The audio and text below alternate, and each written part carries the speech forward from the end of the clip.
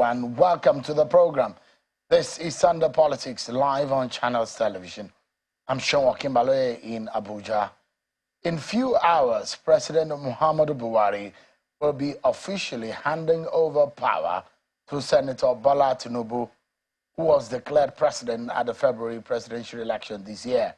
It appears all is going according to plan for tomorrow's event. The venue of the event, Eagle Square, is getting prepped up for the big day that will see President Buhari, who has spent 8 years in office, transfer power from a civilian to another. The event tomorrow is expected to begin at about 10 a.m. And this is what it looks like some minutes ago, an aerial view of the event where Nigerians have been anticipating proper and official transmission of power from one civilian rule to another. The Secretary to the Government of the Federation, Mr. Boss Mustafa, who is at the center of the whole organization, is optimistic about the event of tomorrow. We caught up earlier with him at the grounds at the Eagle Square. Take a listen to his thinking about tomorrow's event.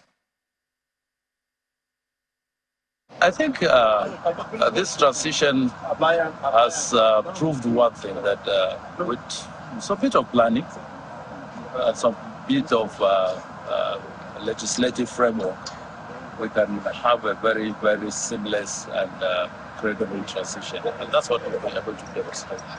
Within the first hour of the day, from the national anthem to the other subsequent events that we put in place, we'll have a brand new president, the 16th president of the Federal Republic of Nigeria. And from there, things will begin to roll. We prepared this president, unlike other presidents in the past. We've prepared him to hit the ground running. By Tuesday, 30th of May, we can begin to tick boxes of certain things that we can put in place and begin to run this country for the good of it. That is the Secretary to the Government of the Federation, Mr. Boss Mustafa, earlier on today at the Eagle Square. Of course, Channels Television will be live for you, bringing to you all that you need to know at every second of the moment when that event will kick off. Channels Television will be live from 7 a.m. from these very grounds that you're watching right here on your screen at the Eagle Square. So tune to your television, go online on the web and all of our social media platforms to watch, and on YouTube, watch the live broadcast of Channels Television's coverage of the presidential inauguration.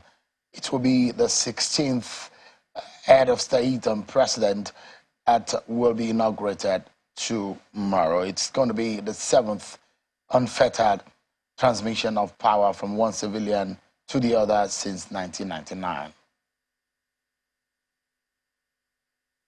President Buhari, early this morning, Nigerians woke up to a nationwide address from the outgoing president. Well, is there anything like an outgoing president? Well, in a few hours, it will be a former president. But President Buhari welcomed Nigerians to a farewell speech. And here are some of what the president had to say in respect of what he has done and what he will be leaving behind. The President Buhari is saying that his successor, Bola Tinubu, is the best candidate for the job. I'd like you to take a listen to President Buhari on his successor, Bola Tinubu. To my brother, friend, and fellow worker in the political terrain for the past 10 years, Asuwaju Bola Ahmed Tinubu, I congratulate you on the realization of your dream, which was propelled by a burning passion to put Nigeria among the leading nations of the world. You have indeed worked for this day, and God has crowned your efforts. I have no doubt that your passion for excellence, reliance on competence, fairness in relationships, commitment to equity, Loyalty to the country and desire for Nigeria to be globally relevant would come through for you under God's guidance as you lead our country to levels higher than I am leaving. All right, that's the president speaking about Bola Tinubu. The president is also saying that he's leading an electoral process that has been able to guarantee that votes of Nigerians count in the electoral process. Take a listen to him.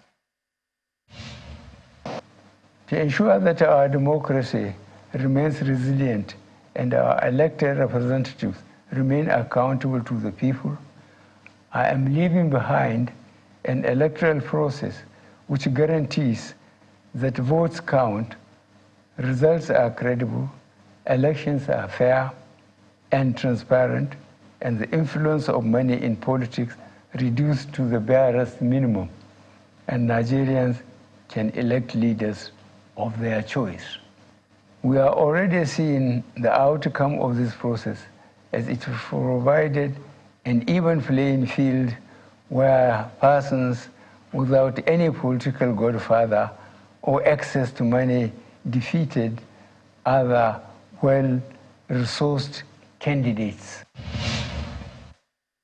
Well, the president is not leaving the fact that there are people who are not happy with the electoral process. With the candidate that has emerged that will be sworn in tomorrow.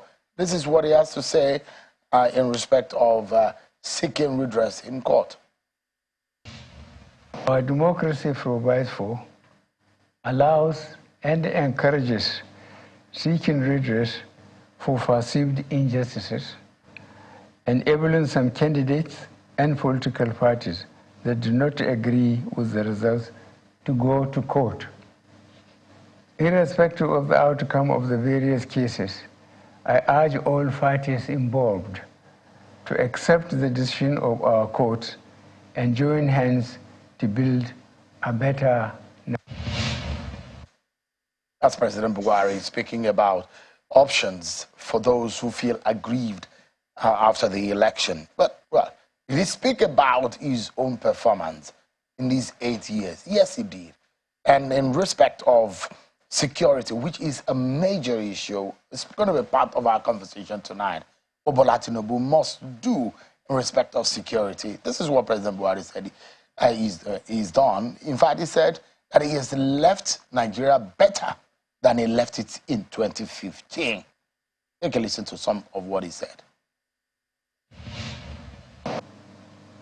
As I complete my term in office, we have been able to reduce the incidences of banditry, terrorism, armed robbery, and other criminal activities considerably.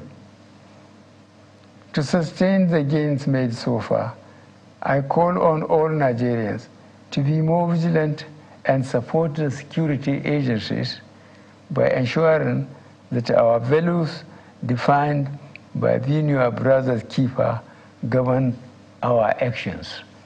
Up till now, I still grieve for our children still in captivity.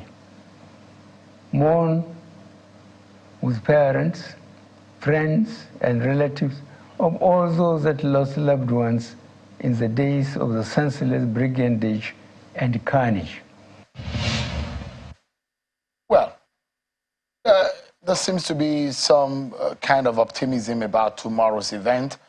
The Eagle Square showed you what it looked like. I've allowed you to listen to the Secretary to the Government of the Federation. I told you earlier that we will be live from that center as early as 7 a.m., giving you all the kind of coverage that you imagine, that will give you all the sense. You may not be there physically, but will give you a sense of what is happening, a totality and all the angles. Let's get in touch with my colleague who is covering the dinner commemorating the inauguration. There is a dinner night and a gala night that is being organized in honor of the president and the president-elect. Benny Ark, our correspondent who is covering that event at the State House, is live with us. Benny, What is going on there at the State House, and what can you see? What can you tell us? Well, Cheryl, can you come again with your question? I can hardly hear you. So what? Oh yeah, now that you can hear me clearly, what is going on? What can you tell us as far as that event is concerned? Well, currently we are at the banquet hall of Aso Rock Villa, where the presidential inauguration gala and dinner night is taking place. And typically, it introduces the commencement of a new administration. And already seated here, we have presidents of nations gathered, we have captains of industries, we have both the president-elect and the vice president-elect already seated as we await the president and the vice president to come in. Dignitaries present. We have presidents of other countries who are also present, and delegations of presidents of other nations who are also present here tonight to witness the inauguration, the presidential inauguration gala and dinner night. Interesting. I assume that you must have laid your hands on the lineup of activities for this event. This is the night before the big day. What comes out to you on that order of events? What do you think is interesting for Nigerians to know that perhaps will happen tonight? Well, typically, like what characterizes most inaugural gala night, there will be remarks given, speeches given, a couple of eulogies, performances, and drama presentation, song presentation. And so we expect all of this here tonight at this presidential inauguration gala and dinner night. Interesting. Give us an understanding, Benny, if you may, you told us earlier that we're expecting the president to be there, but the kind of atmosphere that you're feeling or seeing there, what does it tell you? Because, I mean, where I come from, there is a popular proverb that the night will tell you what the morning will look like. Is that gala night telling you anything about tomorrow already? Sir, I didn't get that. You want to come again with your question? Sorry. All right, it's a very long conversation that I put up there. I thought I could drag you into giving us a gist. I mean, some of us would like to have dinner, but we are at work. But we're expecting tomorrow will be a good one. You look dressed for the event, Benny. Do enjoy yourself, and I'll see you later on. That was our correspondent, Benny Ark, giving us up to date and bringing us up to date with what is happening at the presidential inauguration dinner and gala night. Keep safe, please. Right. There was an event earlier today. Well, I wouldn't call a church service an event, not because it's meant to worship God. But, well, it came with a lot of speeches, and a lot of people spoke aside the sermon. But the wife of the president-elect, Senator Oluremi Tinubu, took to the podium. It's quite interesting. A lot of people have been talking about what she said. Let me allow you to listen to what Senator Oluremi Tinubu, the woman who is standing by to be the nation's first lady. God has blessed my family. We don't need the wealth of Nigeria to survive, but to do the right thing. And I promise you on this altar that with your help, with the help of God, we will set this nation on the right path. All right, with a promise of renewed hope and setting the nation on the right track. That's another promise. This one coming from the wife of the president-elect. And she said, I was watching and listening to a speech that the service earlier today. She basically spoke about how much she will be by the side of the president and do a bit to ensure that service delivery and performance of the promises that Bola Tinubu and his running mate made at the podium during the campaigns will be brought to fruition. So we're expecting that things are going to be done right. Let's give you perspectives in all of these and get a sense ahead of tomorrow.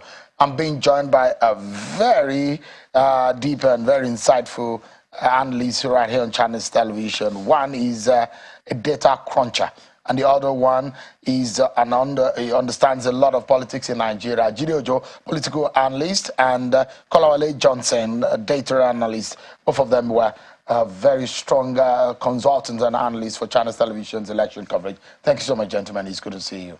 My pleasure. Jide is always dressed in the Benue attire tonight. What part of the country are you dressed into to represent? This is okay. Or maybe because maybe he's the Bola Tinubu mood that is because there is a lot of talk in town of how the Lagos boys have emptied into Abuja. They're in Abuja. Guys, tomorrow is a big day for Nigeria. Either you love Bola Tinubu or hate him. Either you voted for him or not. Either you are of his political party or not. The fact remains that power will change hands. We will have a new president. But the feeling in general, let me begin with you, Jide. What does it give you? Does it look like we're ready or the nation has a feeling that there is going to be a presidential inauguration tomorrow? Thank you very much, Seun. I mean, you could see the way I dress. I'm so excited. Not because I'm a Yoruba boy or a Yoruba man, as it were, but I'm excited for the fact that we've succeeded in having a peaceful transition for the 7th consecutive time. As a student of politics, this is the first time it's happening.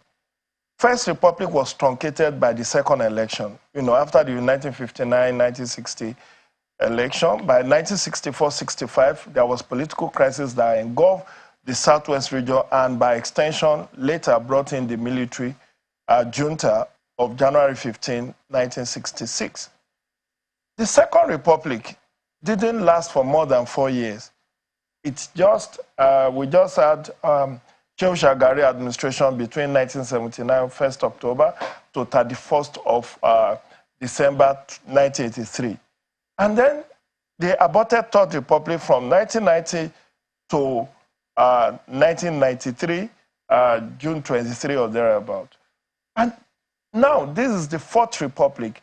We've succeeded in transiting from one administration to the other, from one political party to the other. We have broken all of the jinxes that you can think about in terms of politics.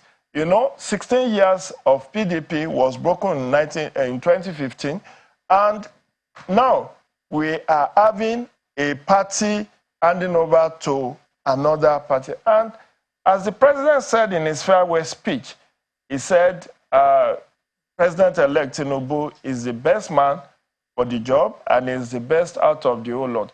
So my excitement is born out of the fact that up until Friday, I was having a feeling of deja vu, that we are having a reenactment of 1993, particularly with those litigations attempting to stall and stop the inauguration that is coming up tomorrow.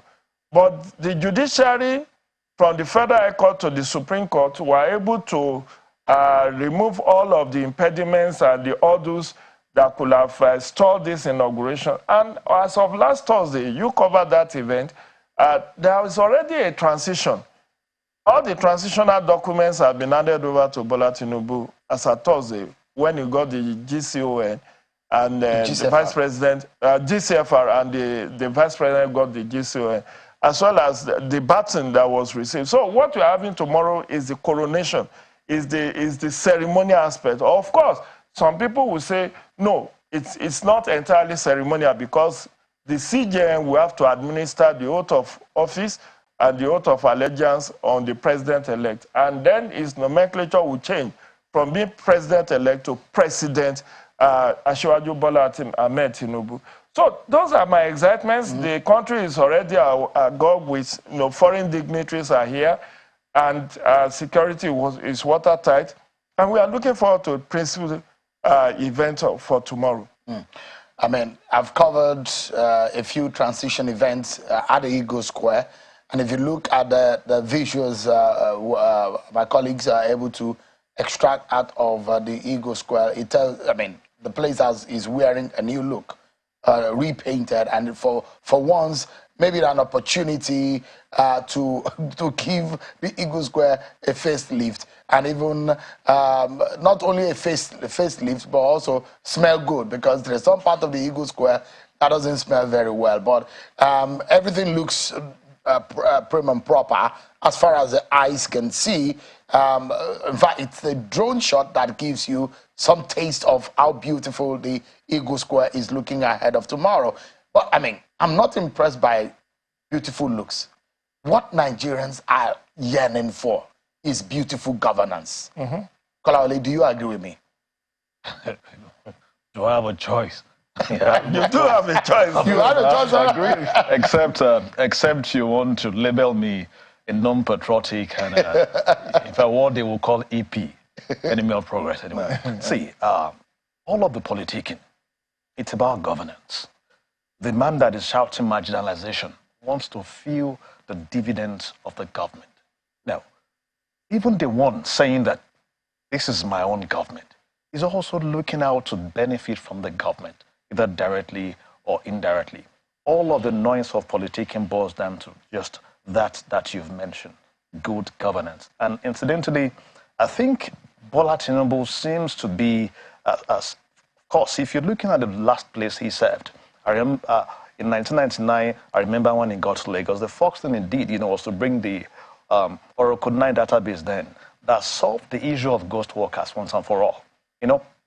He looked at the state. He knew that what they were generating would not take the state out. And he sat down, thought about it. You have something better today. I listened to Pat Thomas sometimes back who said when he got back to the country in 1998 that Bola Tinubu sorted him out. And when he resumed as the governor of the state, again, he sorted him out. And they were having retreat of the cabinet every quarter. I think I have worked with some, with a few state government. I don't think I've seen a state, that takes its cabinet to, for retreat every quarter. So he seems like a man that understands the rudiment of governance. Get the right team in place. Delegate responsibly. You think you can get the right team? Oh my! Because a lot of people, I think that's a strength. Easily give him that attribute. That you can take anything. I have my reservations. You can take anything away from him, but that ability,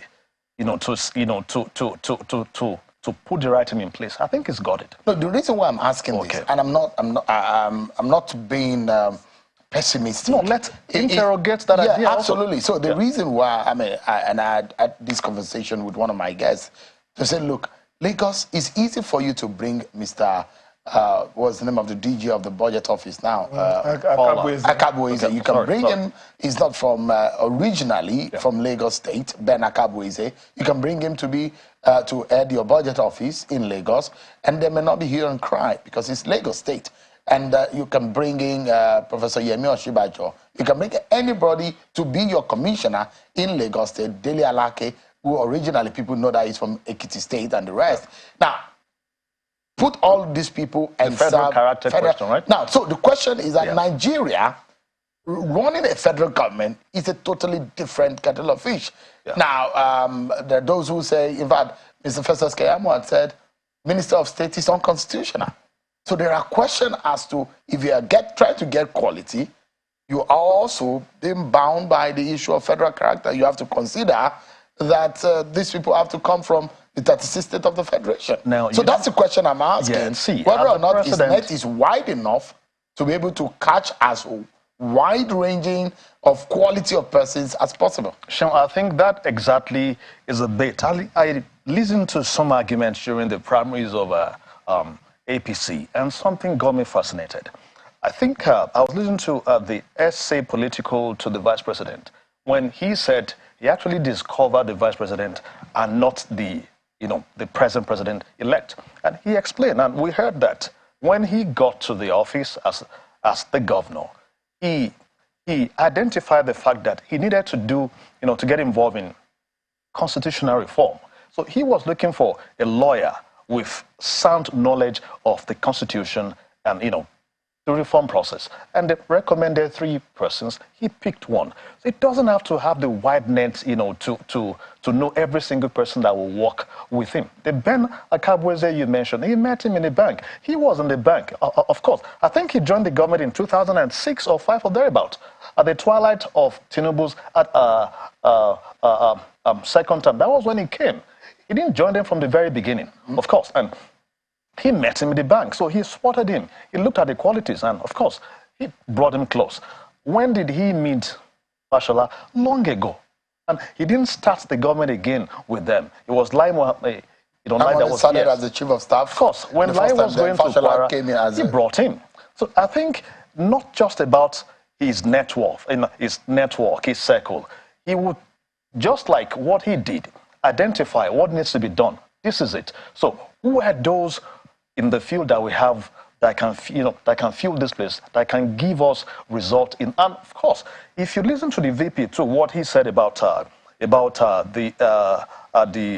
political arithmetic now that we mentioned, he said after the elections then in the Southwest, 2007, that the PDP took most of the states. So he sat back. 2 weeks after, he called him and he said, AG, I've thought about this process. I've gotten myself involved in critical thinking. And I think the way out of this is to be able to do the forensic analysis of those ballot papers.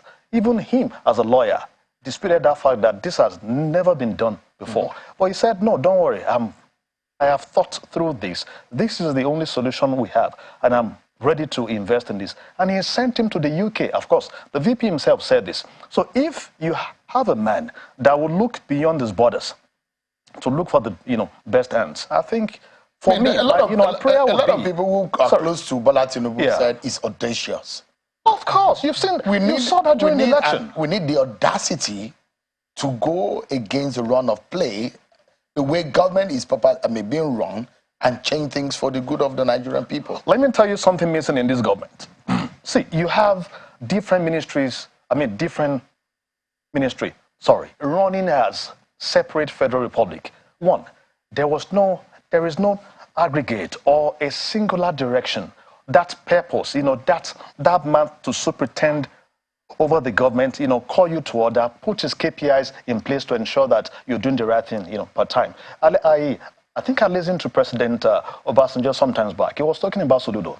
And he said, as brilliant as Soludo is, he brought something to the table a particular time. And he had reasons to question them. I say, see, gentlemen, this would not fit into our collective goal now. He said what he brought was good enough, but it wouldn't fit into where they were going at that particular time. So I pray that he has the good health, not just to create, to chart the course or to set the team, but to also be able to superintend over the government so that per time you know who is deviating. That is why we must also emphasize the fact that we need a strong office of the SGF that will be the engine room of government that can put KPIs in place, monitoring and who can ensure that? We thought the SGF office, when they said if you don't perform that moment where they did the induction program, I thought that they were going to use those KPI to sack. But it's in the character of President Buhari, he never sacked. He's a good man. He will never remove you, even when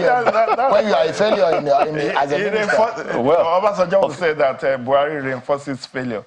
But really, for me, I think we should not.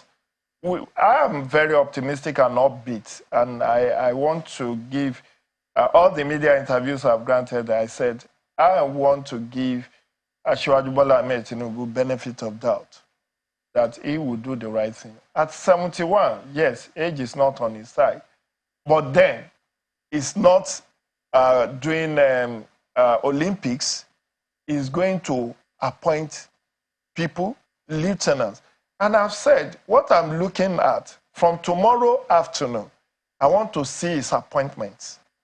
Are they going to be filled with political jobbers, people who lost elections and have to be compensated, or people who can bring value, who can add value to governance? We'll do at least 3 tomorrow. Yeah, you should do the that. Media advisor, the SDF, and the chief of staff. Chief of staff. Now, it goes beyond that. So you think that... Are you sure we may have the SGF tomorrow? Are you sure? We may have. Because we may not have the SGF tomorrow, but the chief of staff, good, you know. But beyond the chief of staff and all, see, the last constitutional alteration have mandated that he has to form his cabinet within 60 days. 2 months. Yeah, 2 months. Yeah. Likewise, the governors. So the luxury of time that President Buhari had in 2015 is not going to be given to him. He has been to France, gone to Europe on 2 different occasions since he won election. And part of what we are told by his media handlers was that he was going to prepare for his inauguration. We want to see how prepared he is. He has said, as different fora, that he wants to hit the ground running. Whether he will hit the ground crawling or running or, you know, jumping. President Buhari's we will see I hope he does in any way. We will be seeing that from tomorrow. But I'm just worried about political IOUs. People who made him president, that he needs to settle. How does he intend? Because you need to manage expectations. Absolutely. I mean, people are already blackmailing him, even with the 10th National Assembly leadership zoning and picking or whatever you want to call it. They are already saying, oh, my zone gives you 50% of the vote, and you cannot give us number 3 citizen, you cannot give us... So those expectations have to be managed. Because now, for those who won their elections, maybe to Senate or to re-election as a governor, it may not have much problem with them. But those who lost out, and we have about 7 of them that lost out in their bid, and out of those 7, about 4 or 5 are from the APC. So these people, how do you accommodate them? Or will you have to accommodate them for those who lost? You know the people I'm talking about, the Ben Ayades of this world, the other APC stalwarts that lost election. What kind of position do you want to give them? Because they will be engaging in Simon Lalong. The Simon Lalong, who is actually the DJ of his campaign, who lost in a bid to even get senatorial election. So those people and several others, for instance, the Kano State governor, we learned is already raising doors that, oh, the meeting in France with Kwakwanso is like the Ashwaju is trying to sideline him. So how do you compensate someone like Ganduje? So for those caliber of people, I know there are enough appointments to go around because there are about 1,000 ministries, departments, and agencies. And from tomorrow, there will be very many vacancies that needed to be filled. And my own charge is that unlike the outgoing administration, don't wait till the tenure of a chief executive ends before you start looking for who to replace them. Make your appointment 3 months to the exit, whether it's a Comptroller General of Customs or Immigration or IG of Police. The situation where somebody's tenure will end and then you say hand over to the next senior person. It doesn't make sense. Break, but I know that within the very first 2-3 weeks of Bola Tinubu getting in the saddle, he needs to appoint perhaps a new IG. He needs to appoint perhaps a new CBN governor because we are hearing within his rank that they're not comfortable or there are some a lot of talks that are going on in the political... You're not talking about the NSA. Absolutely. The national security. Security is your number 1 problem. In fact, we'll go on the break, but when we come back, we'll be setting an agenda for the Tinubu presidency. But we will start with security, which is very critical. If he needs to get anything right, a lot of people have said, security number 1, economy, in fact, power, electricity will be very critical to jumpstart this economy that a lot of people have described as somewhat failing. We'll be right back with my guest tonight on the program. Stay with us. Everyone for staying with us on the program. Mr. Kolawale Johnson, a data analyst, Channel Television election consultant, as well as Jide Ojo, political analyst and Channel Television consultant. Thanks so much, gentlemen, for your time tonight. And the day is the eve of the presidential inauguration. And for a moment, I thought President Buhari has said whatever he wanted to say. That is like a farewell speech. But I think our attention should be on Bola Tinubu. the man within the next few hours. In fact, he should be feeling the heat right now. The burden and the complexity of how to govern Nigeria should be dawning on him right now. A lot of people, I mean, some people who have been in government, who are my friends, that told me this, look, if I knew that governance was like this, I probably would not sign up for that job. But look, this is what he applied for, and he's gotten it, and he's going to be sworn in tomorrow. We begin with security issues, because that, for me, for a lot of Nigerians, is one thing that needs to be addressed. Kala, let me begin with you. We're talking about appointment. You said there's a possibility, because I saw that there was a court case over the IGP tenure, and the NSA is one of the most senior appointment that would be considered for security. How seriously should Bola Tinubu take it? What are the parameters you think it needs to take note of to handle security well? I read a report today, or I think yesterday or thereabout. In the last 8 years, about 63,000 or so dead. You have maybe 3 million internally displaced persons. You have additional maybe about 366,000 of them are displaced outside the shores of Nigeria. See, the reason we had food issues, the inflation we had in our food prices, was largely because of insecurity. Those who should be in the farms, the engine rooms, those who should be producing, they are in the IDP camps, so they can't even farm. Look at the Plateau case. Look at Kaduna. Look at Benue. Take Benue as a case study. In 5 years, the state chairman said about 5,138 persons lost their lives, and 2015 about 1,171, and 2021 it got to about 2,000 plus human beings dead in a single year. So you have issues internally, and I think the president-elect knows this, and I doubt if he's going to play with that. That was why when you mentioned SGF, Chief of Staff, and you didn't mention the NSA, I was wondering if that is what we have on our table as the hottest, bird to touch. It should be the very first thing to look at. And for me, I think appointing the right persons would be the beginning of... What would be the kind of right person? We've seen military generals have Sambo Dasuki, then we've seen Mama Ghana Mungono, who's probably going to be the longest, it's going to be perhaps the longest NSA in this country. I think we should look at Gusso. Gusso was to IBB. True. He was to OBJ. I think again to Jonathan, because they kept calling him back. Why? Finally, they sought the fact that this man, it wasn't about his military background. It was about his connections, the CIAs and the intelligence network. So I think they understand the fact that it is not about a military man, because the issues of course, the NSA job is cut out. It's about the entire, security of the nation. Yeah, but our challenges right now is largely internal. We are not facing external aggression. So that should be telling us that we should be looking at the direction of someone who understands the internal security. It doesn't have to be in the military.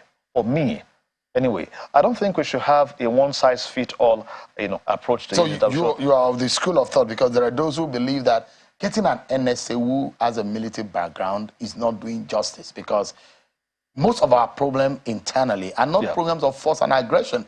They are mostly programs of policing, problem of internal security. We can look at the police. We can look at it, yes. So we can look at the police.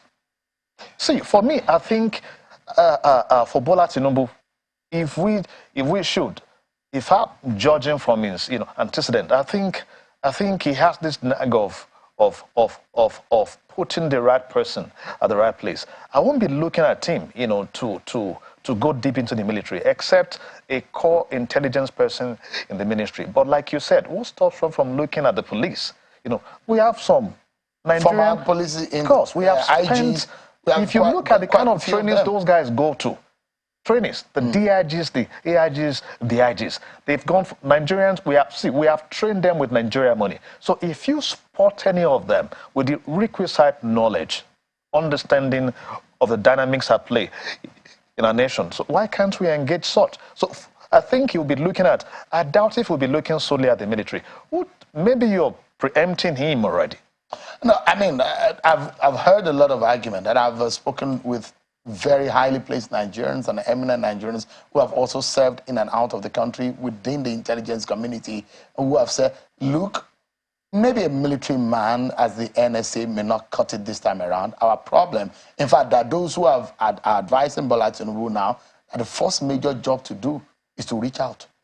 You put people on the table, sit them down, reconcile this country. That the problem of Nigeria is not force and issues of armament. Is the issue of reconnecting Nigerians, sitting people at the table. And this is the job of mostly internal security. I think, again, Sheldon, if you look at those, from COSWAT, those who retire lax. So if you look at most of these guys, they've been around when we've had this, this increase in the internal, insecurity issues in the country. Would they be looking at one of those who presided over that period to solve the problem? Actually doubt it also. So let me ask what Jide thinks about security issue and how Bola Tinubu should handle it, because if you look at it, we've had some very decent retired Inspector General of Police who understand Nigeria so well. But if there is one thing that Bola Tinubu should address in terms of security, what would it be for you? The security issue is multidimensional. And we have always said the reason why the security situation has degenerated is not whether it's a military man that is there or we should replace him with a police or DSS or somebody from intelligence. It's about the political will to do the right thing. And look, for me, it's not even, we need somebody. The work of an NSA is coordination, largely, because it receives all the intelligence intel report on daily basis, synthesize them, pass it on to the chief executive, and advise the president. Advise the president on which way to go. So, and the Office of National Security Advisor, incidentally, is not recognized. It's not backed by any law. You understand? It's not in the Constitution. But it's so crucial. But it's so crucial. Even the chief of staff position that a lot of people will say. It's not backed by any law. Some governors they don't even appoint their chief of staff. Now but it's so crucial. That is it. So we need some policy or legal backing for that office to set the parameters of what is expected. Because now that Office of National Security Advisor receives annual budget in billions, and yet no official recognition for it. But that aside, what I'm of the opinion in resolving this issue is not a one-size-fits-all. Appoint the right National Security Advisor, but also let his office be well-resourced as to be able to ensure that, one, you give him all that he needs to perform, give him the KPI that my brother here has been talking about, key performance indicators. If in 6 months or 1 year you fail to perform, you know why I like Abramovich, a former owner of Chelsea? It does not reinforce failure. Even if you dine and wine with him on a daily basis, if you lose 5-7 matches consecutively, you are a god. He sacks you. He doesn't look at you chest face, as we say in local palace. So that is part of what I will expect. You are just appointed as a lieutenant to the president. If you fail to deliver at the end of 6 months or 1 year, you are shut. Just like the president-elect, when he gets into office, you understand that Nigerians hire him and they can fire him. They can also fire him. If he hires anyone, they should be fired. Exactly. Isn't it? No. See, I think the difference in this will be that you have a man who likes planning. And once you have it, of course, as a strategist, once you have, before you appoint, even when you appoint, before the man, he will have his terms, of course, his terms. He will have what you want him to do. See, I have learned that by those I've spoken with, those who worked under him. He doesn't just appoint and just leave you to perform. No, there will be, of course, even if there is no template on ground, you must bring a template. And this is the #1 issue we have in Nigeria, insecurity. Whatever you have that is killing the economy is insecurity. So he must take this. Of course, I know that he's taking this very seriously. And I think there will be template on ground. So whoever he's appointed, I doubt if he's going to bring the template alone. There are people, around that will put this on the table. That's okay. This is the direction. This is how to solve these issues. And I think we may not have the issues of this man is not performing because you have someone superintending over the government. And that is why I keep saying that you need a strong SGF. I don't understand why we are playing with that office. The Chief of Staff office, I think it was it Alberto at the White House? Yeah, I think he worked in the White House then. He explained that the Chief of Staff, of course, is the boss of none. He is the one to study the system. Is not supposed to be seen per se. It is the SGF that should form the engine room of the government. But unfortunately, we had something with the outgoing administration. You had the office of the Chief of Staff that was so strong before the SGF came, to the office. No matter what he has to bring on board, there's something to checkmate him there. But since we are starting afresh now, we should advocate for a strong office of the SGF with a strong character that can galvanize governance reform process, that can monitor, that can supervise, that can also ensure that engine room of the civil service. Yes. Engine room. As a matter of fact, nothing is a connection between nothing the civil goes service to the cabinet and the political. Yes, nothing goes to the cabinet without the SGF. That means he must understand memo. So there are some memo you will even set aside that won't get to the cabinet meeting at all. So tonight, one thing that is critical, because I want us to wrap up, is you mentioned that NSA is very important. Oh, yeah. In fact, there was someone who was saying, I was watching and was talking about so vehemently about the fact that if there is a template that has worked, that has been used and it hasn't really worked, that we need to change. And that was where the school of thought of looking in the direction of intelligence community like we've done before. And in fact, why not look at that? We've had IGs like Mohammed Adamu, IGs like Solomon Arase, looking at those who have done internal. And then also the issue of the SGF. These are things that Bola Tinubu need to look at. But ahead of tomorrow, Jide, what are your expectations? And what do you think Nigerians should hope for?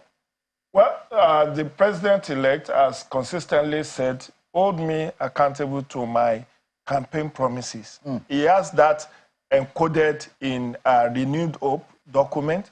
And I feel Nigerians should read that and track his performance. Transition Monitoring Group has already set machinery in motion to track performance of the incoming administration. And I think that's what civil society and the media should do, to track the performance of the incoming administration from day one. But beyond that, yes, we have talked about National Security Advisor, this SGF. In appointing ministers and heads of ministries, departments, and agencies, let him go for the best hands, because all of them are his lieutenants. At the end of the day, he needs to have eyes, oversight. As we say to the people in the National Assembly, oversight is key. You need to superintend over your appointees, and you need to give them listening here. Look at the situation with Ibe Kachuku, that said he couldn't see President Buhari for 6 months, even as his Minister of State for Petroleum Resources. And that is his principle. Mr. President, the outgoing president, was the substantive Minister of Petroleum Resources for 8 years. Your Minister of State could not access you for 6 months. That should not happen with Bola Tinubu administration. So, eye on the ball, superintend over your lieutenants, the people you appoint, and make square peg to be in square hole. We don't want a situation like Adamu says he knew nothing about education ministry, and he was there for 8 years. We don't want anybody to learn Nigeria. And he was there for 8 years. For 8 years. If you don't have the knowledge, don't get into it. Nigerians are tired that is what I will advocate, because if you need men to do the job, but go for the right men. Absolutely. Once the inauguration is over tomorrow, I'll be looking at something else again. It is the fact that I do not expect the next 1 year to be, maybe the next 6 months to be that easy. You have agitations in the public space about the man who is coming on board. And don't forget that if you put the total number of votes together, He has only 8.7 out of 24 million. That means you have a large number of people who are saying no. So that will give a lot of issues to acceptance of policies. You need to manage the diversity. Reconciliation. Knowing that, we play mostly politics of difference, not politics of universalism. And that would tell a lot in how people accept what you want to do. Take, for example, if we don't have any, we can't leave subsidy. In fact, there's no subsidy again. It's been removed tactically because there's no project provision for it. So by June ending, we are living without subsidy. Kalawale Johnson, Judy Ojo, thank you so much, gentlemen. What delight to have you on the eve of the presidential inauguration. All eyes right here on this dial, 7 a.m. right here on Channels Television. Tomorrow morning, tune in and you'll be watching our coverage, a robust coverage for the presidential inauguration. We'll see you tomorrow, everyone. I'm Sean Kimale. Bye-bye.